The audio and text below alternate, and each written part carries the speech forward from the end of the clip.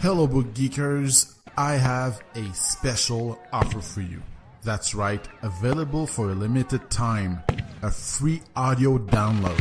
This exclusive conversation titled Following Your Passion with life-engineered author J.F. Dubois will give you inspiration and entertainment. Available for a limited time, JF tells us how he is making the transition from graphic designer to author. In a field where rejection is inevitable, JF shares his views on how he deals with it, what advice he would give anyone wishing to make a career change, and more. Janine Bay from Montreal, Quebec, Canada says, it is inspiring and entertaining, to the point and worth the listen. Go now, FrédéricBay.com, Following Your Passion with author J.F. Dubois, available for a limited time.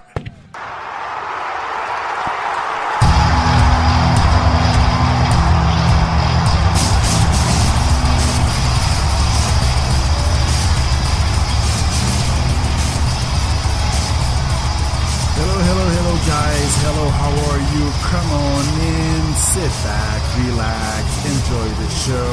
You are listening to the Book Geek Podcast. That's right. Thank you for pushing the download button. I am Frédéric B, and I am talking to you from right here in Montreal, Quebec, Canada. This is the place where books and only books rule. I am a geek. I am a partner. I am a bookworm. I am a dude. I am a writer. I am a host. I am a friend. I am a partner. I am an animal lover. This podcast is about fiction and nonfiction books that we love. Books change lives. Books entertain. Books make us grow. Basically, it is a live podcast. It is free. Every time you download it on iTunes, please go over there. Subscribe. Put the word out. This is listener supported. So the way you can do that is, like I said, tell a friend, leave a review on iTunes or for more podcasts. Free gifts, articles. Subscribe at www.fredericbay.com, on Twitter at byfred, or on Facebook, type in my name, Frédéric Bay. And also guys, check out my YouTube channel, The Book Geek, for all your favorite episodes. There's one thing I'd like to tell you right now is I want to hear from you. What does that mean? Why would I want to hear from you? Well, for many things. Number one, if you would like to be on the show to discuss a book you have written, or if you or just a book that just a book that you have loved. If you have a book recommendation or you just want to chat, email me at info@fredericbay.com. For advertisement offers, use the same address with subject advertising. All the sound bites you hear on this podcast, thanks to soundbible.com, and also thanks to greatcleanjokes.com for this week's joke. That's right. It is about a drunken man. Many of you know I like to start off with something funny every single week. So here it is.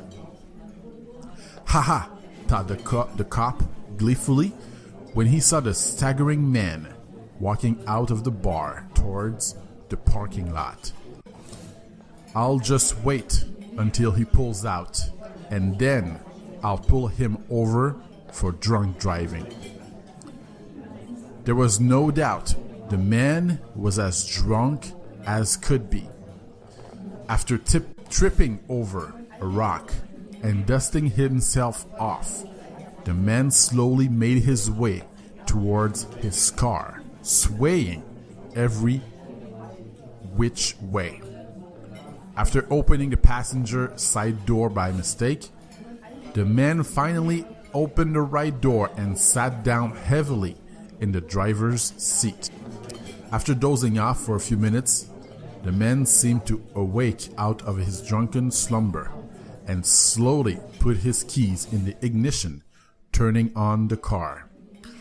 The man barely started pulling out before the cop turned on his sirens, full blast and headed over to the car. "All right, buddy," said the cop. "Get on out. Let me see you walk a straight line." To the cop's surprise, the man easily walked a straight line. After passing the breathalyzer test also, the cop was positively mystified. "How did you get sober so quickly?" questioned the cop. "Get sober?" responded the man with a smile. "I always was sober. I was just distracting you, so all my drunken buddies could escape without you noticing." All right. Hey guys, I want to start off the show right before we go into the main subject today. I just want to talk about this week's blog. Actually, I don't know if you've seen it. Actually, I did a Q&A with #1 Amazon erotica bestseller. His name is Alex Lucien. He was kind enough to agree to an interview about his latest erotic book called Tempting. This steamy erotic novel promises to turn you on and keep you awake way past midnight, deliciously obsessed by its sinful nature. You can get the book on Amazon. Check it out on frederickby.com. Check my Q&A. Great interview, and we wish him all the best. And you know what? That book is a must-read. If you need inspiration, motivation, entertainment, everything in between, check out the blog at frederickby.com. Check it out, ladies and gentlemen. All right, let's jump into today's book. Today, I am joined by a fellow NanoWrimer. A fellow NanoWrimoer. What is that? Well, basically just someone who enjoys writing stories for the fun of it.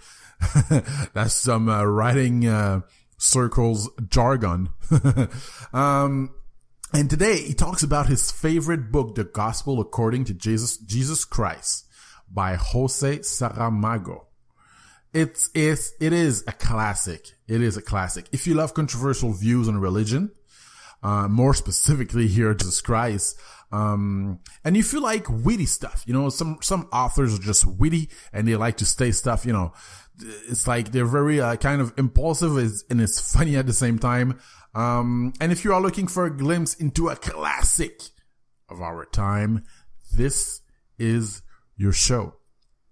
So without further ado, that's it for me. That is it for me. Without further ado, let's go to the interview. Hello. So we are here with a fellow of mine, a fellow writer of mine. His name is Olivier Breleux. There are not too many Olivier in this world, Breleux in this world, if I'm not mistaken. Am I right? Yeah, there's a couple, but it's not a very common name now. Because I don't think there's I to either in the world. My English name doesn't really.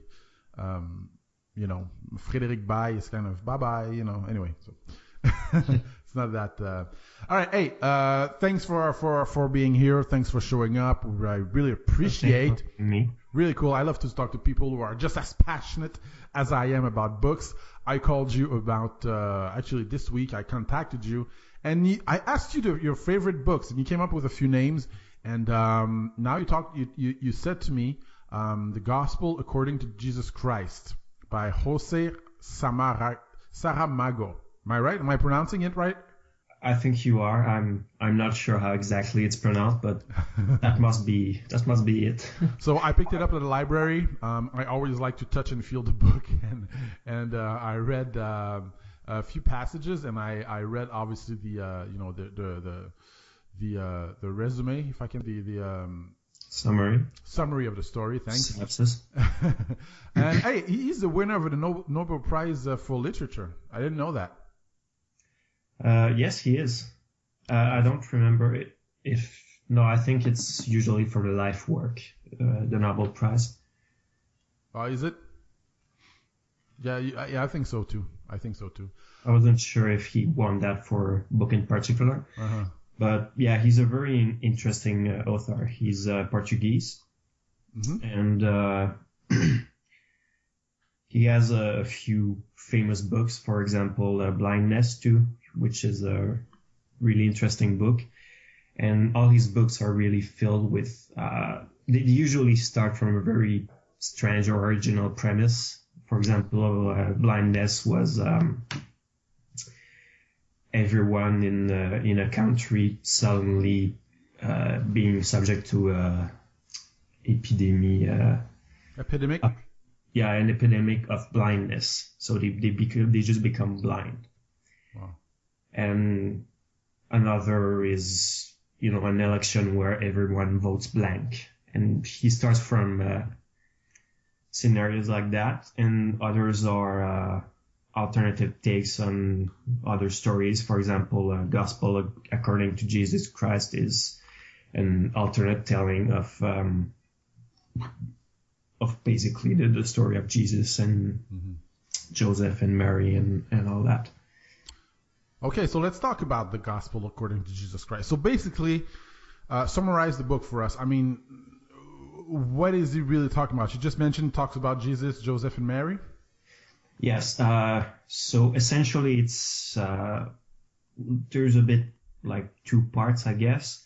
The first part tells the story of Joseph and Mary, who Mary is pregnant with Jesus, and both of them have to go to Bethlehem for the Roman census. They had to go back to their native village, so they go there. They do the census, and Jesus is they have to find shelter, and they find shelter in a grotto. And in where? Sorry. In where? In a grotto. Okay. That was on the property of someone in the village. Okay. They allowed them to stay there during the time for the census. Okay. So they stay for some time. Joseph takes a temporary job. And eventually have to, maybe I should go faster. I don't know how detailed the summary has to be. But essentially, the king of Jews, Herod, has a premonition about a new king of Jews who might come who was born recently or will be born recently, and, soon, I mean. And so he decides to kill all the newborns in Bethlehem. But Joseph learns about it and manages to escape with Mary and Jesus. But of course, he doesn't tell anybody else about this, so all the other newborns from all the other families are killed. And that's going to become a theme for the rest of that part, because he comes to realize how terrible his action was. I mean, not telling anybody about what was going to unfold. So he has all sorts of nightmares and all that.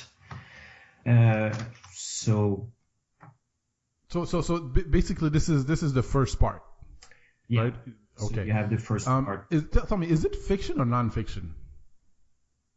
Because it seems to depict the life of Jesus. Well, it is certainly a fictional take on the story of Jesus. I mean, you might say that the Bible too is a fictional take, but I'm not going to necessarily go there. But yeah, it's a lot of the information there is really in biblical stories. For example, the massacre of the innocents from King Herod is in the biblical narrative. But of course, he takes a lot of liberties, changes some things, makes a whole meaty narrative about it. Okay, so basically he simply takes factual, like let's say the Dan Brown, right? So he takes factual, things, real facts, and transform and uses it for fiction, basically. Yes. So in that case, he took the biblical stories and wove a new narrative. Okay. with another perspective, his own. It might be worth pointing out that José Saramago is a notorious atheist, someone who... Really? Yes. Okay, let's stop there. Why is he an atheist? I didn't know that. Well, he's self-avowed as an atheist, and if you read the Gospel according to Jesus, it's fairly clear that it's a very scathing take on the story. Really? How so? I'm curious. Well, there's a lot of criticism about the period. For example, how women were inferior to men in that society, and all sorts of references about Mary who cannot speak her mind, or and stuff like that. And the whole idea. I mean, I'm going to talk about that later, but when Jesus meets God and the devil, it's not what you would expect. I mean, you see, for example, the devil as a character who's a lot more reasonable, and a lot more, perhaps one of the characters that's the easiest to relate to in a sense. And then you have God himself, who's basically portrayed as a negomaniac. Interesting. Wow. I think you light up something in me now. Okay, that sounds interesting. He's portrayed as an egomaniac. Essentially, who doesn't have a lot of regard for human lives or the happiness of his subjects. Okay. But I can go on the second part. So yeah. Okay. So the first part, basically, okay, they want to kill all the babies. Joseph and his Mary escape, and then you said that basically the first part is basically around that theme. Am I right? The first part is about Mary and Joseph, and the second part is about Jesus himself. Okay, so talk to us about the second part. Yes. So, of course, so Jesus gets older, and he has a few brothers and sisters as well in the meantime. And at some point, his father dies, and he asks his mother what all of Joseph's nightmares were about, and so on. So Mary basically tells him what happened in Bethlehem. And of course, Jesus is really hurt by that, and he decides to leave and go to Jerusalem and ask about, the religious interpretation of what his father did. I'm not sure how to say it. Like okay, a point of Talmud law that he wants to go. So anyway, so he leaves home. Eventually he finds work as a shepherd and the shepherd is understood to be the devil. So for a few years he basically lives with the devil. They have animals that they kill for food and that they sell and so on. And at some point he meets God as a column of smoke, who tells him that he will give him power and glory in exchange for his obedience, and to sacrifice his favorite sheep to seal the deal. So Jesus does that, and when he goes back, the shepherd asks him about it, and when he admits to the sacrifice, the shepherd traces a line in the sand and it says, "You didn't understand anything, leave." So he leaves and he meets Mary Magdalena, and they become lovers. He goes back to Nazareth to his mother and brother and sister, but they don't believe his story about being the Son of God.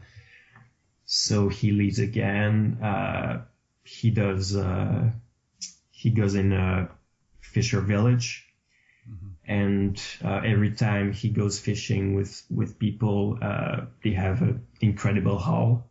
So it's the kind of miracle that he does.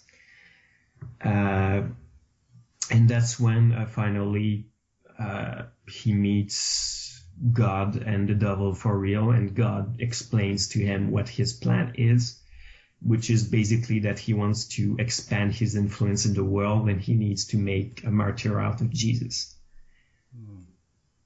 And so Jesus accepts because he doesn't really have a choice. His friends in the fisher village become basically his apostles.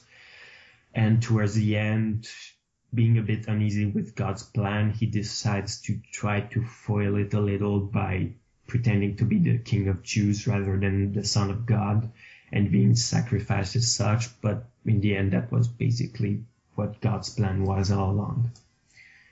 Wow. And he finishes with a very interesting quote that's basically an inversion of Jesus' famous quote. And the quote in the book is basically, men forgive him because he doesn't know what he's doing. Mm-hmm. Mm-hmm. Wow. Hey, you know what? I think what you just described is really fascinating, because I expected a book that would glorify Jesus as a holy, the Lord. And now you totally distorted my image of my first thought of what the book was about. And actually, I think it's awesome. I think it's so cool. Well, it does paint Jesus in a very positive light, I think. Okay, no, but they paint. Okay, so they paint God in a kind of dictator type. Yes, and there's actually an interpretation of Christianity that's called Gnosticism, which what is that?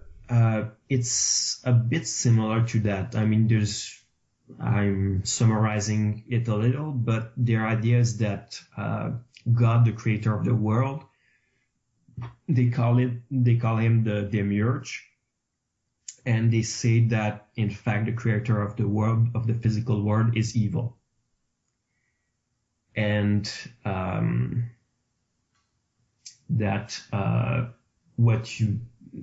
they had a very spiritual uptake on life, which was that you had to transcend material life, in a sense, that what was material was evil, and you wanted to join the one true God, not the one that created the world, but the one above him. And I'm mucking it up a bit, I think, but the basic idea was that the creator of the world was evil. Okay, interesting. I just want to say, by the way, that when I say that, Christian and, I'm glad that they paint kind of God as a dictator. I say that as like a story. I respect Christianity and I respect, spirituality and all that. So I just want to clarify that. Okay, so tell me, so basically the main issues of the book are what? Are spirituality, death, adventure? What are the main issues raised? There's a matter of death. There's a lot about the question of worship, the justification of worship. Why glorify God if given the evil in the world and the suffering? And you have a lot of characters that basically seem to glorify God just for the sake of it. Don't you find that? I love to read that. I love to like sometimes see the other side of the coin when we talk about those types of subjects, because we so often hear one side of the coin, the Bible and all that, and I respect it, but it's always fascinating to me when the other side of the coin is exposed from someone else's point of view. But anyway, keep going. There's the issue of death, of worship, also of the idea of original sin, or more generally, if children have to pay for the sins of their parents. There's a lot of, there's the whole relationship between Jesus and his father Joseph is turned on its head when he learns of what his father has done, and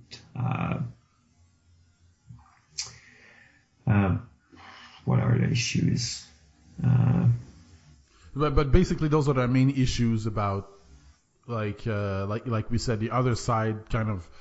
I don't want to say the corrupt side, but like the side that you just said, like the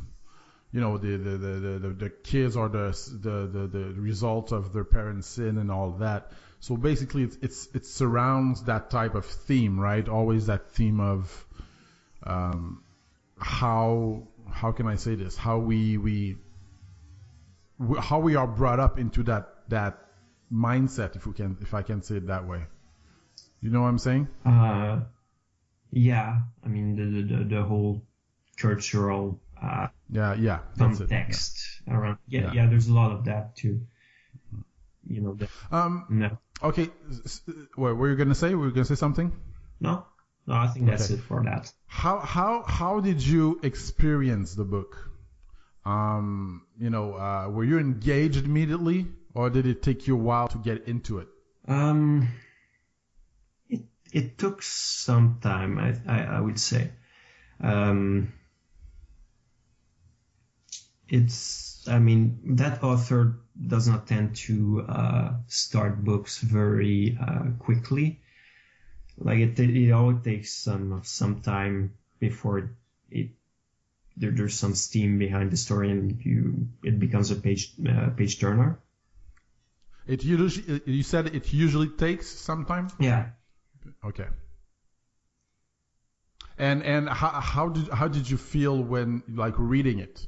Did you feel amused? Did you feel sad, disturbed, confused, bored? I mean, the overall feeling of when you read it, what was it?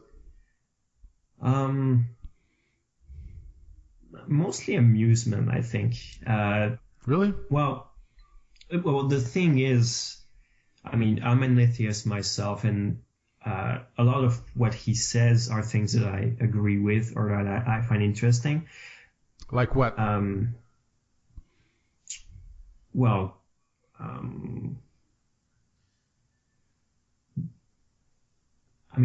whole idea that, for example, God would need us to glorify him or to spread his word rather than doing it himself. The whole the weirdness of his methods. Mm-hmm. Okay, I get it. Okay, I hear you. Hmm? No, I said okay, I hear you. Good. And I must also say that Saramago's writing style, and Saramago is a very witty author, and he also uses a lot of sarcasm and a lot of remarks here and there about I'm not sure how to describe it exactly, but as I said, he's very witty. Is it like dry humor? Yeah, there's a lot of dry humor. Yeah. Okay. Okay, so describe a little bit the main characters. Basically, is it the main characters? Obviously, is Jesus. Yes, it's mostly Jesus. Yes. Okay, and is he portrayed as like we know him with a beard, long hair, and what are his personality traits, motivations, his inner qualities? I don't know I don't remember exactly how they describe him physically. Okay. But though I think he was described as Middle Eastern, as he would have been.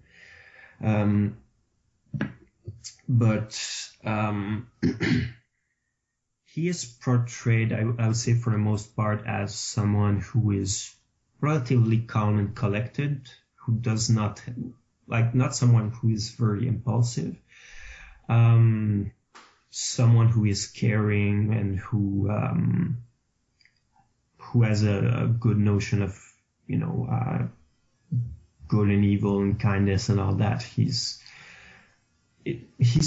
I thought he was a relatable character, and do you feel he was like, you said, relatable character? Do you feel he was like above human? You know what I mean? Like, did you feel he was not of this world? No, I thought that. I think that there are many people who are the same way Jesus is in the book. Awesome. And there's a lot. He's portrayed as, he's never portrayed as perfect. He has a lot of doubts about about his purpose, about God, about what the world should be like. He has a lot of doubts and insecurities about that.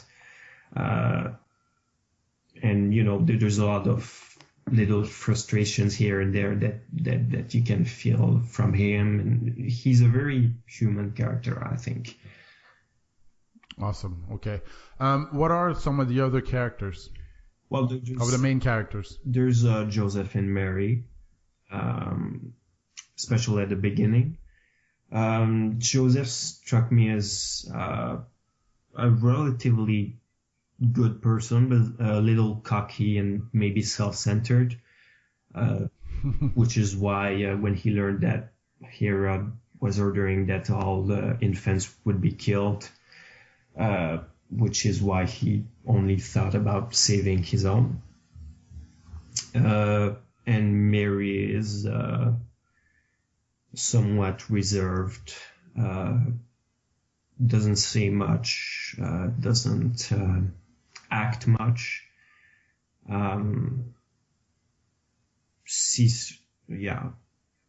So Mary, is Mary a little, because you mentioned earlier, like he points out, how women don't have the same, equality with men, as men, they're not equal to men, basically, in that era. She's portrayed that way? Yeah, but the thing is that a lot of it is basically explicitly said by the narrator. What do you mean? Yeah. For example, there's this quote. It's in French, so we'll have to translate it on the fly.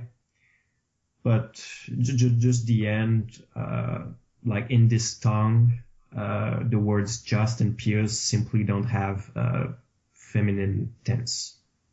Oh, okay, I get it. no feminine. Okay.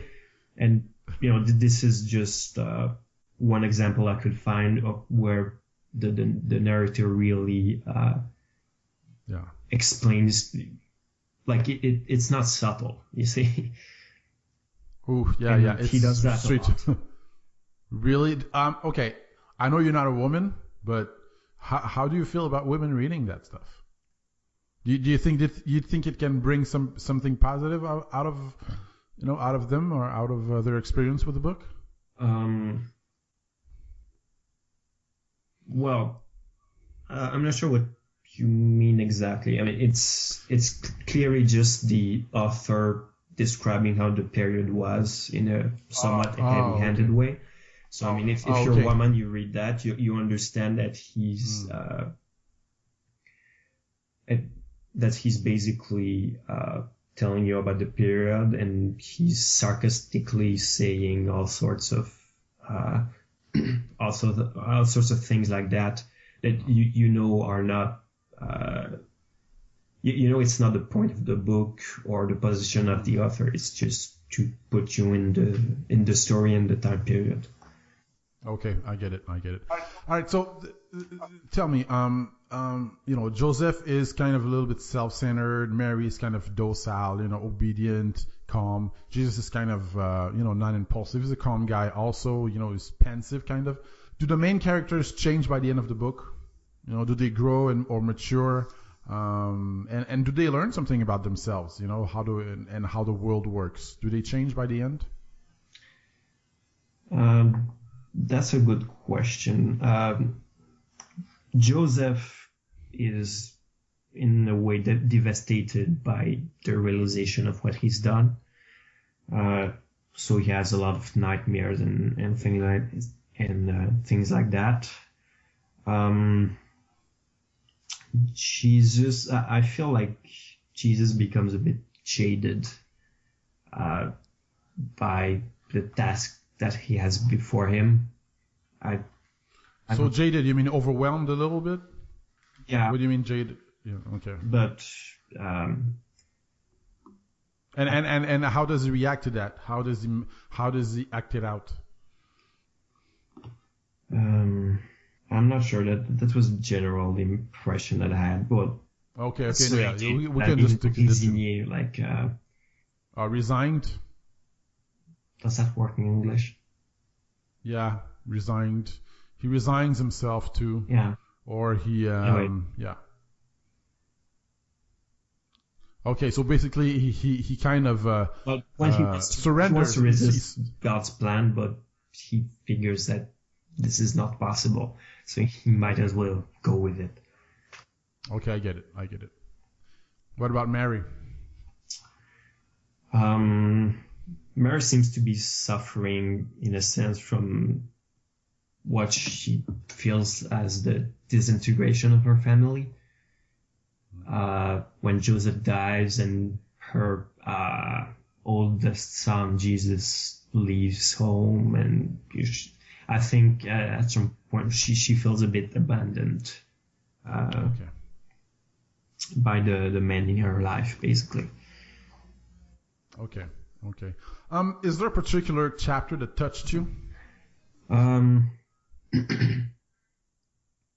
Touched, I'm not sure, but there's a chapter I really enjoyed, which is the chapter in which Jesus meets God and the devil on a boat in the middle of the lake. Mm-hmm. And I thought it was interesting because you have God explaining what basically amounts as a Machiavellical plan to Jesus, and the devil, who is also concerned by the plan, who is listening. Wow. Okay. And it's interesting because you have a sort of contradiction in what God says, in the sense that he says that he's the only God, but at the same time, it seems clear that there are many gods, and that the Christian God basically wants to expand his territory. He basically says that explicitly, which I thought was really amusing. Because it's a theme of today's theme too, when we talk about terrorism and all these dictators, all these guys who are doing what they're doing. I think it relates to that. But anyway, keep going. Yeah, it does relate to expanding their influence and all that. Mm-hmm. So yeah, that's God's plan, and Jesus asks, well, what's going to happen afterwards? Like, what's the upside of me sacrificing myself for you so that you gain territory? And you realize that it really just is so that he could have more influence, but there's no real, say, humanitarian aspect to that. He says that will cause many wars and a lot of suffering, but kind of matter-of-factly, it's not important to him. Mm-hmm. Mm-hmm. Did you have an aha moment? A funny moment? Like a haha means an enlightening moment, a moment that, sometimes our brain just turns on, the light bulb goes on in our head. Is there something that enlightened you in the book? Well,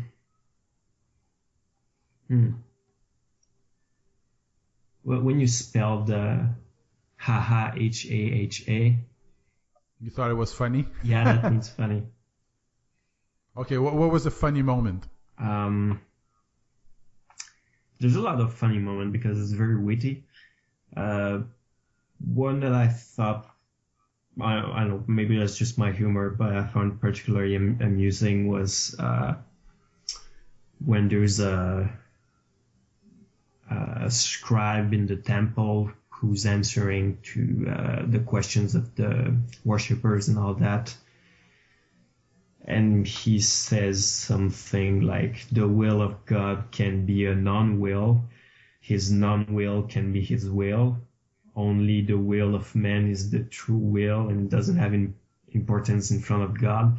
And, it doesn't really make any sense. But it's the kind of obfuscated way that some people will talk, like especially in religion or theology or philosophy too. I thought that was funny. Yeah, and I like those kind of quotes. Did you ever read Henry Miller? No, I haven't. Okay, because he's really like that. Like if you read the Tropic of Capricorn, he's definitely one of my favorite authors. He's just, if you talk about wittiness, this guy is just unbelievable. I don't think I've ever kind of laughed so much with another, or kind of smirked. You know what I mean? And José Saramago seems to be the same way a little bit, where he's kind of like you said, quick-witted. And anyway, you should read him if you have a chance. I will. Yeah, or pick up Tropic of Cancer. That is really, I really like it. All right, so let me ask you, has this novel changed you? Did it broaden your perspective on something? Have you learned something new, or been exposed to different ideas about people, or a certain part of the world? Not that much, since I thought that most of what the book said were things that I already thought, but he put it into words in a much better way than I ever could, I think. Isn't it the best way? This is why I think I love Paulo Coelho so much, the author of The Alchemist, is that he puts into words what I believe too, and I think when you find an author that does that to you, I think that's when I'm hooked. Like that's what just, So basically you're saying that the novel didn't necessarily change you, but it just confirmed a lot of the things that you already thought and believed. I don't know if I want to say confirmed.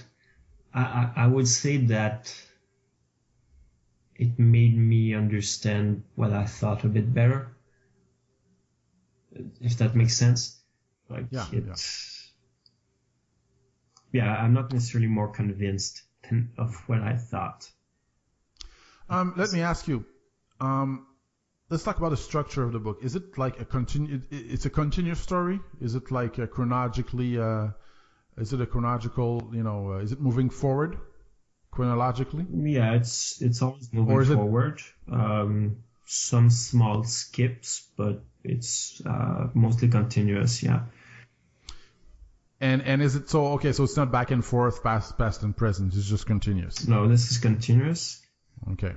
Present tense too, I think. Yeah. And does the author use a single point of view or a shifting point or shifting viewpoints? The point of views are shifting. I'd say. I mean, he's basically an omniscient narrator. He knows what everyone thinks, but he will usually focus on characters in particular to give you a bit of an impression that it's from the point of view of that character, but at the same time, yeah. Okay. Yeah, go ahead. Well, and regarding style, I would say it can actually be a fairly difficult book to read because he has a very particular style that has very little in the way of paragraphs, and all the dialogue, there's no quotation marks anywhere. When someone says something, it's just written in the prose with no quotes and all that. So you have to get used to it a bit. I mean, I think it reads relatively well, but just be warned about that. Okay, I get it. All right. Are there any negatives? As a fan, as a reader, are there any negatives that you saw? The book, personally, I don't mind it much, but the book might be a little too ideological in a sense. I mean, you can really feel what the point of view of the author is, and that's not necessarily a bad thing, but, he pushes it a bit, and that if you don't feel like if there were fair counterpoints to the story, you don't necessarily feel as if he would present them fairly. See what I mean? Okay.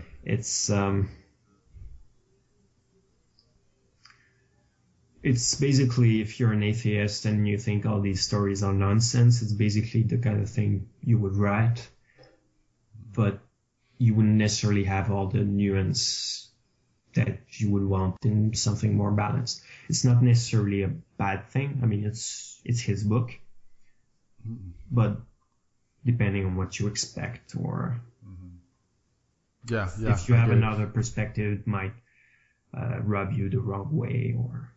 Mm-hmm. Yeah, I see that. Is the ending satisfying? Were you satisfied with the ending? I'm quite satisfied with the ending. Why? Well, we all know how that story ends. But yeah, the idea at the end is that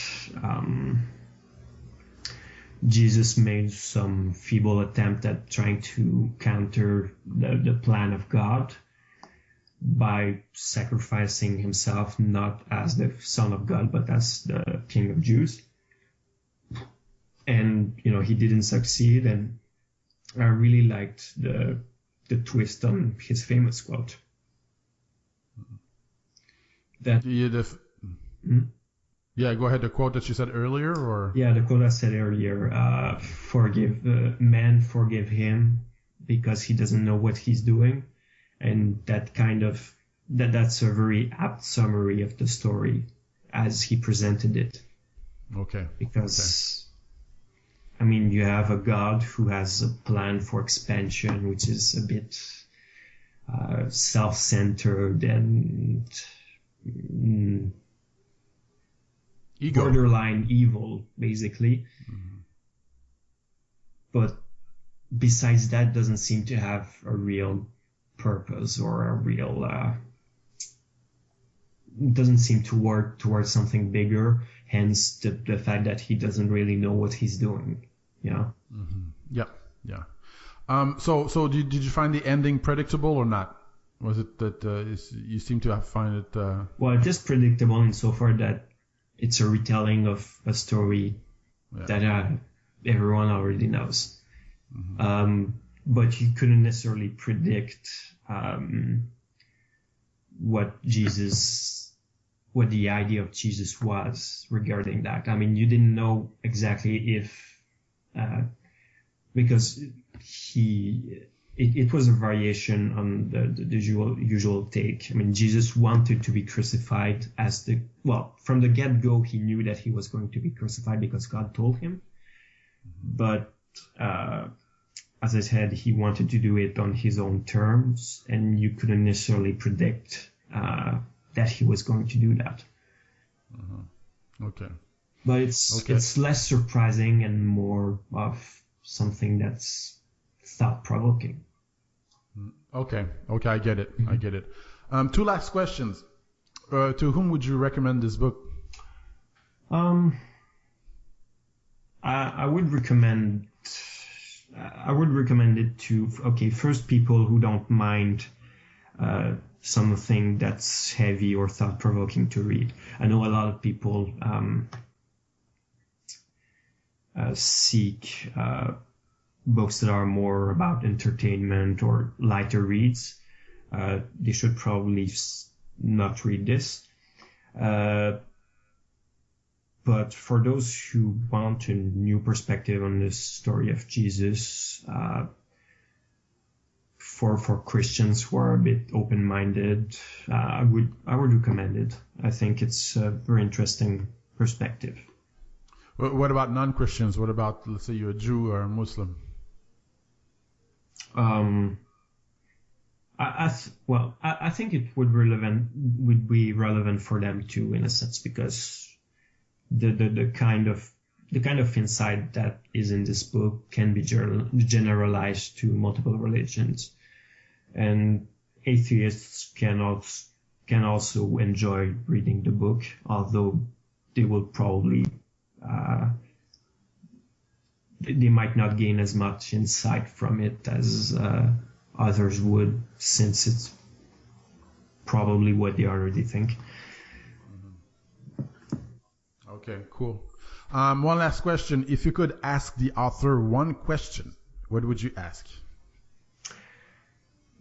Ooh.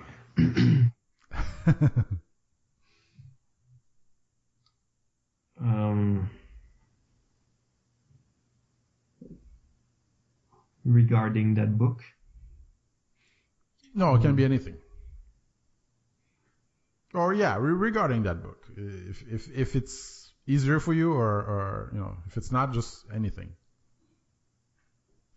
I don't know. I never really thought about what questions I might ask. Okay, that's cool.